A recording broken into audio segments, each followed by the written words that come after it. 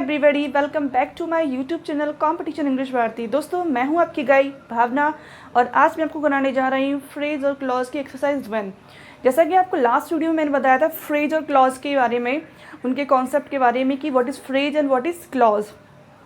तो उसके कॉन्सेप्ट को और भी ब्रॉड तरीके से क्लियर कराने के लिए मैं एक्सरसाइज 1 लेकर के आई हूँ, जिसमें हम ये आइडेंटिफाई करेंगे कि क्लॉज कहाँ पर है और फ्रेज कहाँ पर है। ठीक है। और हाँ, अगर आप चैनल पर नए तो चैनल को सब्सक्राइब जरूर कर लें and don't forget to press the bell icon, क्योंकि तभी आपको मेरे वीडियोस के आने वाली नोटिफिकेशंस मिल पाएंगे। तो दोस्तों स्टार्ट करते हैं। फ्रेज और क्लॉज। फ्रेज क्या होता है? यानी कि ये भी कुछ वर्ड्स का ग्रुप होता है फ्रेज। यानी कि मैंने आपको कंपैरिजन करके बताया था लास्ट वीडियो में कि फ्रेज क्या होता है, कुछ वर्ड्स का ग्रुप होता है। और क्लॉज में भी क्या होता है, वर्ड्स का ग्रुप होता है। लेकिन यही एक सिमिलैरिटी होती है दोनों में। बाकी के अलावा जो हमने बताया था कि फ्रेज में क्या होता है, सब्जेक्ट वर्ब कॉम्बिनेशन नहीं होता है, लेकिन क्लॉज में क्या होता है, सब्जेक्ट वर्ब कॉम्बिनेशन होता है। तो देखिए एक्सरसाइज 1 का और 1 नंबर सेंटेंस देखते हैं हम लोग। I will do this if I am allowed. यानी कि ये क्या है, एक सेंटेंस है आपका पूरा। ओके। यानी कि क्लॉज और सेंटेंस के बारे में एक कॉन्सेप्ट और देख लीजिए कि एक सेंटेंस के अंदर कई सारे क्लॉजेस हो सकते हैं और एक क्लॉज एक सेंटेंस भी हो सकता है। लेकिन क्लॉज सेंटेंस एक ही कंडीशन में होता है, जब वो इंडिपेंडेंट क्लॉज होता है। डिपेंडेंट क्लॉज अगर वो है तो वो एक सेंटेंस नहीं हो सकता। ठीक है। तो I will do this if I am allowed, एक सेंटेंस और सेंटेंस के दो पार्ट है। देखो, I will do this and I am allowed. I will do this and if I am allowed. तो देखिए इसमें हम लोग को आइडेंटिफाई करना है कि डिपेंडेंट क्लॉज कौन सी है और इंडिपेंडेंट क्लॉज कौन सी है। डिपेंडेंट क्लॉज यानी कि जो किसी दूसरे सेंटेंस पर डिपेंड हो, जिससे उसका मीन्स कंप्लीट होता हो। तो देखिए इफ़ आई एम अलाउड, यदि मुझे अलाउ कर दिया जाए, तो ये क्या है, डिपेंडेंट क्लॉज है। क्योंकि ऐसा लगता है जैसे ये किसी और पर डिपेंड है। लेकिन आई विल डू दिस, मैं इसे कर दूंगा, मैं कर लूँगा इसे, ये क्या अपने आप में फ्री है। तो ये कौन सी क्लॉज है, इंडिपेंडेंट क्लॉज। ये आपकी इंडिपेंडेंट क्लॉज और ये आपकी डिपेंडेंट क्लॉज है। तो क्लियर होगा कि क्लॉज क्या है इसमें। और ये अपने आप में एक सेंटेंस भी हो सकता है।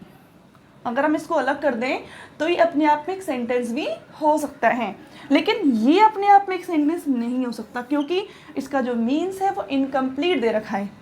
Okay, is that clear. तो ये तो है आपकी इंडिपेंडेंट क्लॉज IC और ये है आपकी dependent clause DC। Okay, next example. She is going to some place no one knows it. यानी कि वो किसी स्थान पर जा रही है and no one knows it, और कोई भी इसके बारे में नहीं जानता इससे कुछ। यानी कि वो जहाँ पर भी जा रही है तो कोई भी पर्सन इस प्लेस के बारे में नहीं जानता है। तो देखिए ये जो है क्या, सेंटेंस है और इस सेंटेंस के अंदर दो क्लॉजेस दे रखे हैं। यानी कि हम बोल भी सकते हैं इसमें एक पर्टिकुलर ये सेंटेंस हो सकता है आपका, और ये यानी कि इसमें दोनों अलग अलग सेंटेंस भी हैं। अगर हम लोग माने तो ये भी अपने आप में सेंटेंस है और ये भी अपने आप में सेंटेंस है। क्यों? क्योंकि ये दोनों ही इंडिपेंडेंट क्लॉज हैं। क्या है? दोनों ही इंडिपेंडेंट क्लॉज है।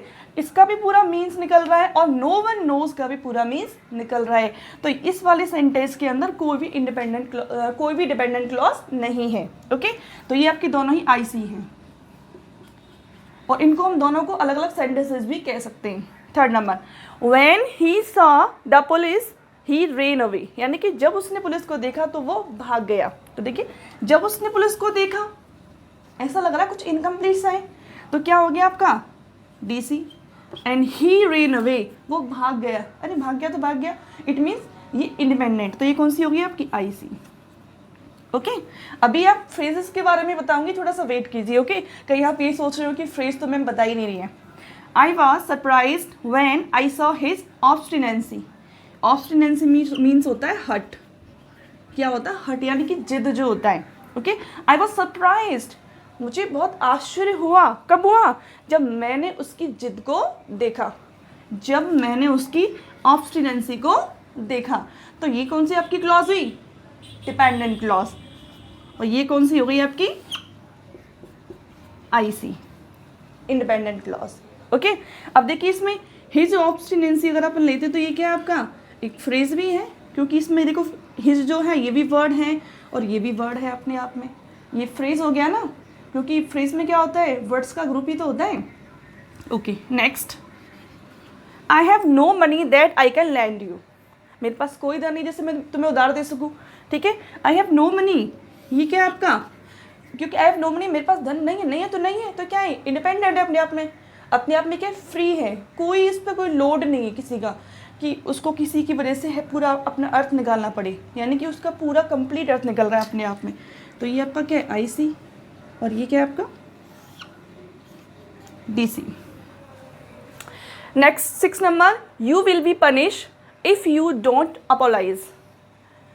आई थिंक कि आप इसको आइडेंटिफाई कर लोगे। अगर आपको खुद आइडेंटिफाई करना है तो आप वीडियो को पॉज कर लें एक बार और उसके बाद इसको आइडेंटिफाई करें और कमेंट सेक्शन में नीचे जरूर लिखें आप, you will be punish if you don't apologise. तो देखिए you will be punish, clearly बहुत इजीली आप इसको आइडेंटिफाई कर सकते हो।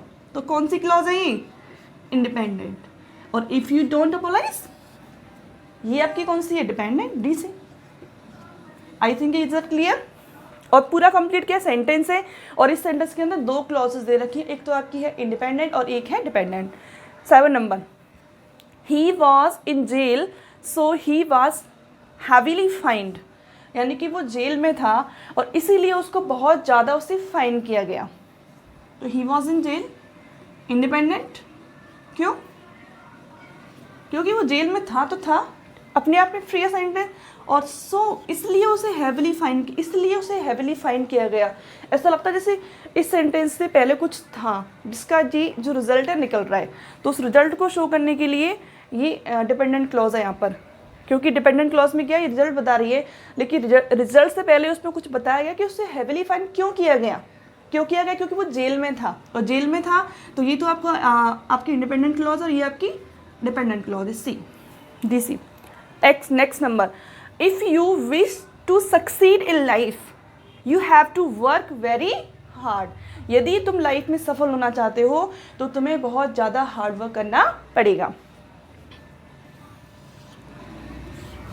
कौन सी क्लॉज है ये, इंडिपेंडेंट क्लॉज, डिपेंडेंट क्लॉज, ये डेफिनेटली आप क्लियर कर लोगे। अब ये आपकी डिपेंडेंट क्लॉज है।